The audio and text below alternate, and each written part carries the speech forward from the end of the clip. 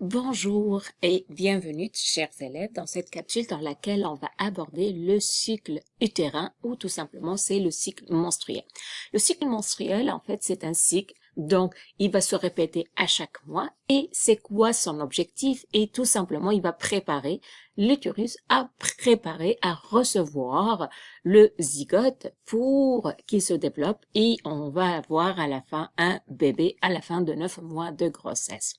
Qu'est-ce qui se passe? Le cycle menstruel, c'est une succession de changements. Ce sont des changements qui vont ils vont avoir lieu dans la morphologie, dans l'apparence de l'utérus.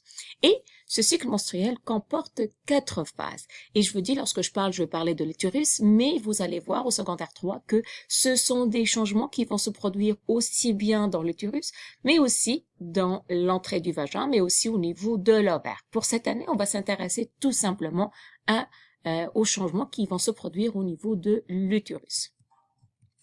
Tout d'abord, le cycle menstruel comporte 4 phases. Donc, la première phase, c'est une phase qu'on appelle tout simplement, ce sont les menstruations, d'accord, ou les règles. Et qu'est-ce qui arrive à l'intérieur?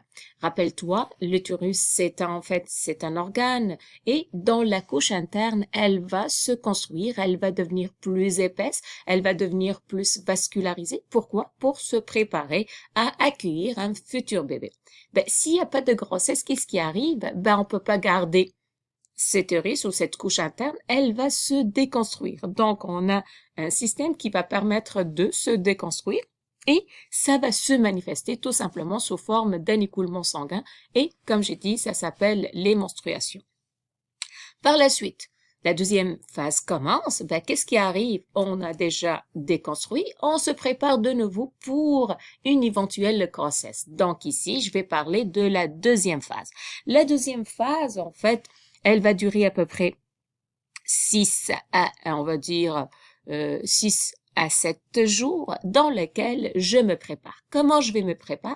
Je vais me préparer à commencer à rendre l'endomètre. Et l'endomètre, c'est quoi? C'est la couche interne de l'utérus, à la rendre plus épaisse. Donc, de jour en jour, elle devient plus épaisse. Pourquoi? Pour préparer éventuellement un bébé qui arrive.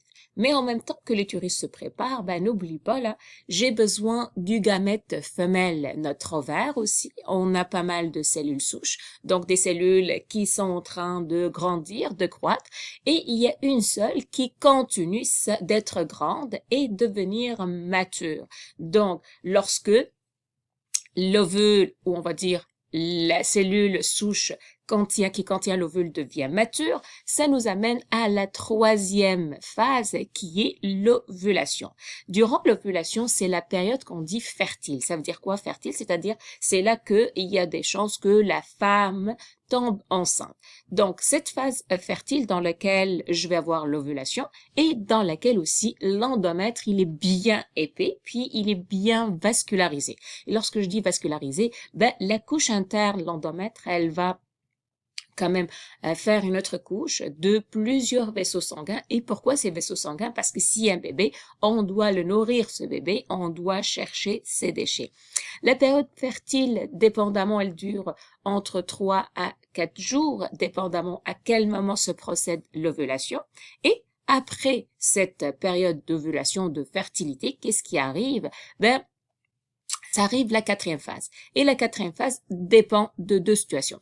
Admettons s'il y a une fécondation. Qu'est-ce qui arrive? Donc, l'ovule ou le zygote maintenant, qui correspond à l'ovule fécondé, va continuer son chemin dans l'utérus et il va préparer pour une nidation, pour terminer une grossesse.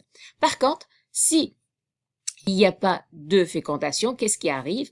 L'ovule va continuer son chemin, mais en cours de route, elle va se dégrader et mourir. Et en même temps, l'utérus, qu'est-ce qu'il va faire? Il dit, il n'y a pas de grossesse, donc il va commencer à devenir moins épais et commence à se préparer pour une éventuelle déconstruction et avoir de nouveau les menstruations. Et ça se répète chaque mois. Donc, le cycle menstruel est à peu près la durée moyenne de 28 jours. Ça varie d'une jeune fille ou d'une femme à une autre. On peut avoir ce qu'on peut des cycles qui sont très courts, de 21 jours, et on va voir aussi des cycles qui sont plus longs, qui peuvent aller jusqu'à 32 et 34 jours. Comment on peut savoir la longueur du cycle? C'est toujours, on calcule par rapport aux premières journées de menstruation.